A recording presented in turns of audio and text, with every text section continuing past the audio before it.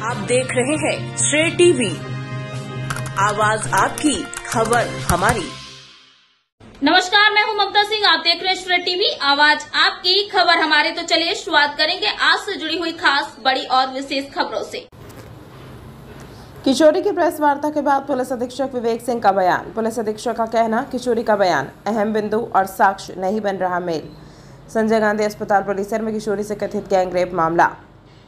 रीवा, संजय गांधी अस्पताल परिसर में किशोरी के साथ कथित गैंगरेप के मामले ने शहर में सनसनी फैला दी है। इस मामले को लेकर पुलिस अधीक्षक विवेक सिंह ने मीडिया के समक्ष कई अहम बातें रखी। उन्होंने बताया कि पीड़िता द्वारा दिए गए बयान बार बार बदल रहे हैं, जिससे जांच की दिशा प्रभावित हो रही है। पुलिस अधीक्षक विवेक सिंह ने कहा कि पुलिस को अब तक जो साक्ष्य मिले हैं वे किशोरी के बयानों से मेल नहीं खा रहे हैं। इससे पूरे प्रकरण पर कई सवाल खड़े हो गए हैं। उन्होंने यह भी स्पष्ट किया है कि पुलिस किसी निष्कर्ष पर पहुंचने से पहले हर पहलू की बारीकी से जाँच कर रही है। पुलिस अधीक्षक ने बताया कि किशोरी की मेडिकल जांच कराई जा चुकी है और सीसीटीवी फुटेज सहित अन्य तकनीकी पहलुओं की भी गहनता से जांच की जा रही है। साथ ही किशोरी की काउंसलिंग भी कराई जा रही है ताकि वह खुलकर अपनी बात रख सके। पुलिस ने भरोसा दिलाया है कि यदि किसी भी व्यक्ति की संलिप्तता इस मामले में सामने आती है तो उसके खिलाफ सख्त कानूनी कार्यवाही की जाएगी। वहीं अफवाहों से बचने और जाँच को प्रभावित न करने की अपील भी पुलिस द्वारा की गई है। फिलहाल यह मामला जांच के अधीन है और पुलिस यहां हर कोण से इसकी छानबीन में जुटी हुई है। प्रशासन और आमजन की नज़र इस मामले की निष्पक्ष जांच और न्याय पर टिकी है। श्रेय टीवी से प्रदीप कुमार तिवारी की रिपोर्ट। कल के करीब आधे एक घंटे बाद पीड़िता ने फिर गैंग रेप का उसमें हमको बताया और उन्होंने ये भी बताया कि हमने न्यायालय में भी यही कथन दिया जो हम मीडिया को अभी दे रहे हैं, और जब हमने न्यायालय का कथन देखा तो उसमें मात्र छेड़छाड़ का दिया था। अब न्यायालय में तो किसी का दबाव रहता नहीं है, क्योंकि वहाँ माननीय महिला मजिस्ट्रेट होती हैं जो कि पीड़िता से खुद ही पूछती हैं, खुद ही समझती हैं और पूरा जो भी घटनाक्रम पीड़िता बताती है उस हिसाब से उसको लिखती हैं। उनको कोई चीज़ और सवाल पूछने होते तो वहाँ पूछती हैं, तो उस कथन में भी कुछ नहीं आया था। बहरहाल फिर मीडिया के सामने पीड़िता ने बताया और आपने देखा होगा कि वो कथन जो उन्होंने उस दिन दिया था, उनके परिजनों ने दिया था, और आज के कथन उसमें बहुत अंतर आपको दिखे होंगे। उस समय उन्होंने बताया था कि जब वो महेंद्र से मिली थी तो महेंद्र उनको कमरे में ले गया और फिर वहाँ पे 4-5 लोगों ने गलत कार्य किया, और कई जगह उन्होंने बताया कि मुझे ध्यान नहीं कौन व्यक्ति है गलत कार्य करने वाला। फिर कई जगह उन्होंने 4 बताया, फिर उसके बाद 5 लोग का नाम लिया, तो वहाँ पे भी एक है। फिर आज उन्होंने बताया कि जब महेंद्र से मिलने के बाद वो जब वापस जा रही थी तो बेहोश हो गई, और उसके बाद फिर 4-5 लोग ने गलत कार्य किया। एक रूम में ले जाके उनको ऐसा महसूस हुआ और उसके बाद फिर उनको फिर वापस रोड पे छोड़ दिया गया, और उसके बाद उनके जब आगे गई तो उनके फैमिली और सब लोग मिले।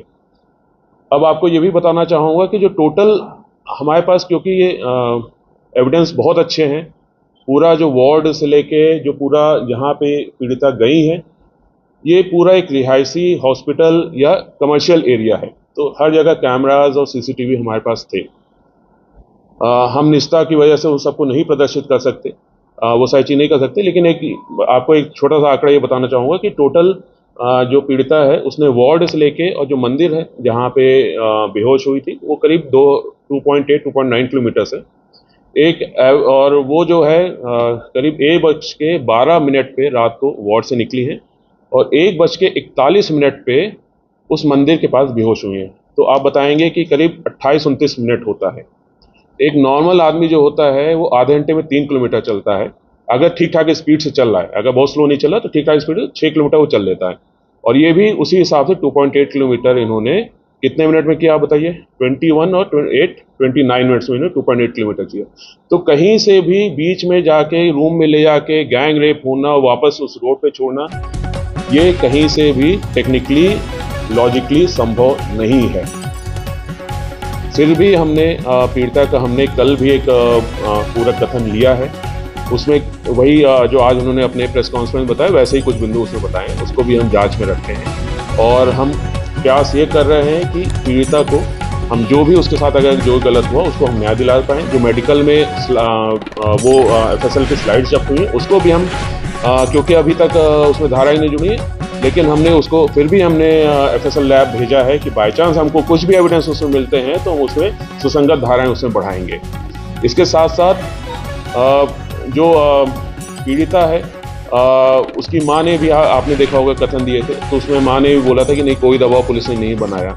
तो कहीं ना कहीं ऐसा मुझे लग रहा है कि पीड़िता को आगे करके कुछ अन्य तरह के इसमें क्रियाकलाप किए जा रहे हैं, जो कि बहुत ही दुखद है। एक पीड़िता एक छोटी सी बच्ची है, 16 साल की बच्ची है। मैं सभी से अपील है कि उसको इस तरह से चीज़ों में ना यूज़ करें और जो सच्चाई है उसको आने दें। और क्योंकि अगर हम आप देख होंगे अभी तक 4-5 बयान उसके चेंज हो गए हैं और जो उसका ओरिजिनल केस है वो भी कमज़ोर होता जाएगा अगर उसके बयान ऐसे ही बदलते रहेंगे। तो बस यही अपील है कि हमने अपनी साइड से पूरी ईमानदारी से, हमारी पूरी टीम ने दिन रात जग के इस पूरे केस को हमने सॉल्व करने की कोशिश की, पूरे उस पीड़िता को न्याय दिलाने की कोशिश की है। और मैंने अभी भी अपील है पीड़िता और उसके परिजनों से कि आप हमको बताएं, हम सारी चीज़ें आपकी मदद करने के लिए तैयार हैं। जो सही घटना है वो हम करना चाहते हैं और जो आरोपी हैं उनके खिलाफ हम कार्रवाई करना चाहते हैं। बस यही अपील करना चाहता है। ये 10 तारीख को एक मुकदमा दर्ज हुआ था, उसका बैकग्राउंड आप लोग को पता है। पहले 9 तारीख को कुछ सूत्रों से ऐसी जानकारी लगी थी कि मेडिकल कॉलेज संबंधित हॉस्पिटल में से संबंधित कोई केस है जिसमें किसी बालिका के साथ संभवतः दुष्कर्म हुआ है, और जिसको लेके फिर हम लोग ने तत्काल अलर्ट हो गए थे, क्योंकि हमारे पास कोई सूचना नहीं आई थी। उसके बाद हम लोग जानकारी एकत्रित किए। जानकारी एकत्रित करने में हमको फ़ोन नंबर और उसका बालिका का पता, थोड़ा बहुत पता चला, और जिसके आधार पे फिर हमने बालिका के परिजन से बात किया, माँ से बात किया। उनको बोला कि अगर आपके साथ कुछ भी हुआ हो, गलत हुआ हो, बच्ची के साथ कुछ गलत हुआ हो, तो आके हमारे पास रिपोर्ट करें। और उस समय उसको मना कर दिया गया। फिर उसके बाद हमने घर भी टीम भेजी। अगले दिन हमने जब हमें सूचना मिली तो उसके बाद हमने घर भी टीम भेजी और सिविल में टीम भेजी, ताकि किसी प्रकार से निजता और गोपनीयता भंग ना हो। हमने अपने साइड से उसका पूरा प्रयास किया था, तो वहाँ पे नहीं मिले थे। ये पता चला कि कहीं अपने रिलेटिव्स के यहाँ गए हैं, और फिर हमारा फ़ोन भी उस समय नहीं उठ रहा था, तो हम लोग उस टाइम पे थोड़ा हेल्पलेस हो गए थे कि कैसे अब इसमें हम आगे बढ़ें। कुछ समय बाद हमारा कांटेक्ट हुआ तो ये पता चला कि वो उनकी अभी जो लोकेशन है वो गोविंदगढ़ के समीप उस साइड कहीं पे उनके रिलेटिव हैं। तो जिसके आधार पे फिर हमने उनसे बोला कि आप गोविंदगढ़ गेस्ट हाउस आ जाएं और आपकी सहूलियत की जगह भी रहेगी, और हम लोग वहाँ पहुँच के आपका जो भी बयान होगा वो लेंगे। अगर आप जो भी कराना चाहते हैं, जो भी कार्रवाई कराना चाहते हैं वो करें। तो ये बात बिल्कुल गलत है कि हम लोग की तरफ से, क्योंकि फैमिली या पीड़ित या फरियादी कोई भी एफआईआर कराने नहीं आया। जो भी इनिशिएटिव लिया गया, जो भी प्रयास किए गए, वो हम लोग ने स्टार्ट किए थे कि अगर किसी बच्ची के साथ कुछ गलत हुआ है तो हम उसको, जो उसके आरोपी हैं, जो गलत किए हों, उनको हम सज़ा दिला सकें। तो हमारे पूरा पुलिस टीम इसमें लग के हम लोग प्रयास करते हैं। हमारे साथ तहसीलदार और प्रशासन भी उसमें लगा हुआ था। और फिर उसके बाद जब गोविंदगढ़ रेस्ट हाउस में बयान वगैरह हुए, उसमें जो उन्होंने कथन दिया बच्ची ने, वो बहुत ही स्पष्ट नहीं आ रहे थे। जो उसका जो आप समझते हैं कि एक पूरी घटनाक्रम अगर बताई जाती है तो उसमें बहुत सारी उसका अभाव था कि क्या हुआ पहले, फिर कैसे हुआ, क्या हुआ, वो सारी चीज़ें आप लोग देखेंगे भी कभी जब आपके पास एफआईआर वगैरह कहीं से आपके पास मिलती है या हम चार्जशीट वगैरह जमा करते हैं, तो उसमें बहुत कुछ स्पष्ट नहीं था। तो इसलिए पुलिस टीम जो थी उन्होंने भी बार बार पूछा कि आप सही चीज़ बताएं और जो भी हुआ है वो सही सही बताएं। आपके साथ अगर छेड़छाड़ हुई हो वो बताएं, आपके साथ अगर गलत कार्य हुआ वो बताएं। हमने हमेशा उनको स्वतंत्र रखा। आप जैसा कथन देंगे हम वैसा आपका कथन नोट करके उन्हीं धाराओं में हम अपराध कायम करेंगे। और उसके पहले ये भी बताना चाहूँगा कि मैंने खुद पीड़िता की माता से बात किया था। उस समय वो राजी नहीं हो रहे थे। मैंने उनको कन्विंस करने की कोशिश की थी, समझाने की कोशिश की थी कि अगर आपकी लड़की के साथ कुछ गलत हुआ है तो प्लीज़ रिपोर्ट कराएं। अगर आप नहीं कराएंगे तो ऐसे आरोपी अन्य बच्चियों के साथ भी कर सकते हैं और आपके बच्चे के जो आरोपी हैं उनको भी हम सजा दिला सकें, इसलिए हमने उनको मनाने की कोशिश की थी। और जिसके बाद उन्होंने समझ के फिर वो रिपोर्ट उन्होंने दर्ज कराई थी। बहरहाल फिर जब रिपोर्ट वगैरह दर्ज हुई उसमें क्योंकि काफ़ी रात हो गई थी और फिर उनकी सहूलियत के लिए, क्योंकि अगले दिन इसमें कई सारी प्रक्रियाएँ होती हैं, मेडिकल होता है, न्यायालय जाँच होती है, इसलिए फिर उनको लाके उनकी ही सहमति से उनकी माँ के साथ, लड़की की माँ और उनको हमने वन स्टॉप सेंटर में रखा था। अगले दिन हमने एक टीम भेजी वरिष्ठ अधिकारियों की, जिसमें महिला अधिकारियों की, जिसमें एडिशनल एसपी आरती भी थी और अन्य महिला अधिकारी थी। हमको इसी बीच में कुछ जानकारियाँ भी लगी थी बच्ची का कि आना जाना कैसे हुआ था, जो कुछ हमको सीसीटीवी फुटेज मिले थे कि बच्ची खुद के उससे बाहर निकल रही है, किसी ऐसा प्रभाव नहीं दिख रहा था उसमें नशे का या कोई ऐसी चीज़। तो वो सारी चीज़ भी हमने उससे पूछा। कुछ हमको जानकारी लगी कि वार्ड बॉय जो है वो भी बच्ची से उसकी भी बातचीत हो गई है बीच में, और तो उसके आधार पे भी हमने पूछा कि आपने पहले FIR में इसके बारे में कुछ भी नहीं बताया। तो क्या मानते हैं इसमें कुछ राजनीतिक शामिल हो गए हैं और इसको मामले में कुछ खबर है? निश्चित रूप से, जैसे आपने सुना ही होगा, उस दिन उसने पीड़िता बच्ची ने बोला था कि हमने न्यायालय में वही कहा जो अभी यहाँ कह रहे हैं। फिर हमने जब बताया कि न्यायालय में तो पीड़िता ने मात्र छेड़छाड़ की बात की, तो फिर आज बयान बदल गए और उसमें ये बताया गया कि न्यायालय में पीड़िता ने पुलिस के दबाव में बयान दिए। तो कहीं ना कहीं बार बार बयान को बदलना, बार बार उसको वो करना, कहीं ना कहीं ऐसा लग रहा है कि क्योंकि पीड़िता अबोध है तो उसको कोई ना कोई आइडियाज दिए जा रहे हैं, उसको कुछ ना कुछ बताया जा रहा है, जिसके आधार पर उसके कथन बार बार चेंज हो रहे हैं।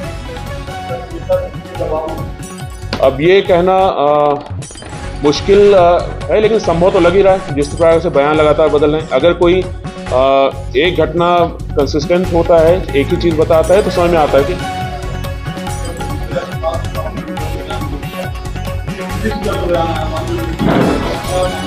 देखिए लड़की का बयान हमने पूरा वीडियोग्राफी किया था। जब हमने FIR भी की है वो भी हमारे BNS कानून में है, BNSS में है कि हम लड़की का बयान भी वीडियोग्राफी करेंगे, और उससे हमने लिखित भी बयान लिया है। तो वीडियोग्राफी में भी हम जब कोर्ट में प्रस्तुत करेंगे, क्योंकि हम यहाँ पे सारी चीज़ नहीं प्रस्तुत कर सकते, हम जब कोर्ट में प्रस्तुत करेंगे तो उसमें समझ में आएगा कि हम अपनी साइड से ही पूछ रहे हैं बच्ची से, और क्या हुआ था आपके साथ, और क्या हुआ था। बच्ची की तरफ से कम इंटरेस्ट है, और ये बात मेरे ख्याल से बच्ची के फैमिली ने भी एक्सेप्ट किया था कि वो खुद से रिपोर्ट नहीं करने आए थे। पुलिस ने ही उनके पास रिपोर्ट करने के लिए बार बार जा रही थी, फ़ोन किया, हमने घर भी भेजा सिविल में, उसके बाद हमने उनको कोशिश करके वहाँ गोविंदगढ़ साइड भी बुलवाया था। तो ये कि पुलिस के दबाव में ही मैंने ऐसे बयान दिया, और दूसरी बात क्या है कि अभी पत्रकार वार्ता कर रही है और उसके बाद आपने भी पत्रकार वार्ता की, इसमें क्या छुपाना चाहेंगे और क्या सच्चाई बताना? इसमें मैं कोई चीज़ नहीं छिपाना चाहूँगा। अगर आप दोनों पत्रकार वार्ता देखेंगे तो दोनों में एक ही चीज़ बोली है मैंने। अगला कदम हम, जैसे मैंने बोला, मैंने FSL में स्लाइड भेजा है उस जो पीड़िता के मेडिकल के है। अगर उसमें कुछ ऐसा आता है तो निश्चित रूप से हम उसको आगे सुसंगत धाराओं में करेंगे। पीड़िता अगर हमको अप्रोच करती है या पीड़िता परिजन हमसे बात करते हैं, अभी तक हम ही बात कर रहे हैं, अभी तक हम ही जा रहे हैं पीड़िता के पास, अभी तक हम ही कर रहे हैं। पीड़िता प्रेस कॉन्फ्रेंस के माध्यम से, अन्य माध्यम से अपनी चीज़ें बता रही है, लेकिन हमारे पास खुद से नहीं आ रही हैं या हमारे थ्रू नहीं आ रही। जो एक चैनल है पूरा एक क्रिमिनल जस्टिस सिस्टम का, उसके थ्रू नहीं आ रही हैं, और हम ही अप्रोच कर रहे हैं, हम ही सारी शिकायतें नोट कर रहे हैं और सारी चीज़ कर रहे हैं। तो हमारा अपील है कि आप हम पे भरोसा करें और हम आपकी जो भी जेन्युइन चीज़ें हैं उस पर हम आपकी मदद करेंगे। हो गया है पुलिस के पास और पुलिस के बाहर भी, अगर हमारे दबाव में है तब भी कम से कम एक रूपता होनी चाहिए बयान में, लेकिन उसके बाद भी बयान चेंज हो रहे हैं। तो कहीं ना कहीं पीड़िता को गुमराह करके या पीड़िता को कुछ मैनिपुलेट करके ऐसी चीज़ें हो रही हैं, ऐसा समझ में आ रहा है थोड़ा बहुत। नहीं, उसी केस में हम पीड़िता के जो भी एविडेंसेज आ रहे हैं या जो हमारे एविडेंस हम कलेक्ट करें उसी के आधार पे आगे जांच कंटिन्यू रहेगी। यदि पीड़िता कुछ बताना चाहते हैं तो हम उसके बिल्कुल स्वागत है और निश्चित रूप से हम उसकी पूरी मदद करना चाहेंगे। हमने ये भी बोला कि चाइल्ड वेलफेयर कमेटी है, आप उसके समझ भी अपने बयान दे सकते हैं, क्योंकि इस ऐसे मामलों में नाबालिगों के काउंसलिंग के लिए चाइल्ड वेलफेयर कमेटी होती है। हमने उनके समझ भी उनको पेश करने के लिए बोला है। घटना देखिए, पूरी रोड है जो है वो पीड़िता गई है और उसके बाद वहाँ पे आधे रास्ते पे वो आरोपी उसको मिला है तो उसके पीछे गई है, फिर थोड़े दिन साथ में चली है और उसके बाद फिर वापस आ गई है जब आरोपी के पास फोन आया है। तो इसलिए अन्य कोई ऐसा घटनास्थल उसे बना नहीं है। आपने सुना होगा विकास उस समय जब पीड़िता अपने वो हॉस्पिटल से निकली है, विकास वहीं पे सिक्योरिटी में था। पीड़िता की माँ ने विकास से ही पूछा था कि भाई कोई लड़की बाहर गई, तो उसने बताया एक लड़की बाहर गई है और पीड़िता उसी का नाम फिर रेप में बता रही है। और वही विकास जब वहाँ पे गेट पे था, जब स्ट्रेचर में पीड़िता आई है उसने भी उसको एंट्री कराया। तो कहीं ना कहीं आप इससे भी समझ सकते हैं कि क्या बात सही है क्या बात गलत है। कैसी कंपनी के साथ क्या उसमें नहीं है?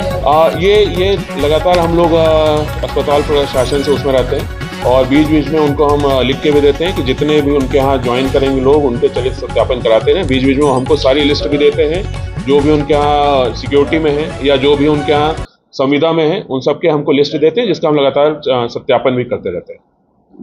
पीड़िता ने जिस तरह बयान दिया सर, पहले भी जिस तरह दिया और फिर आज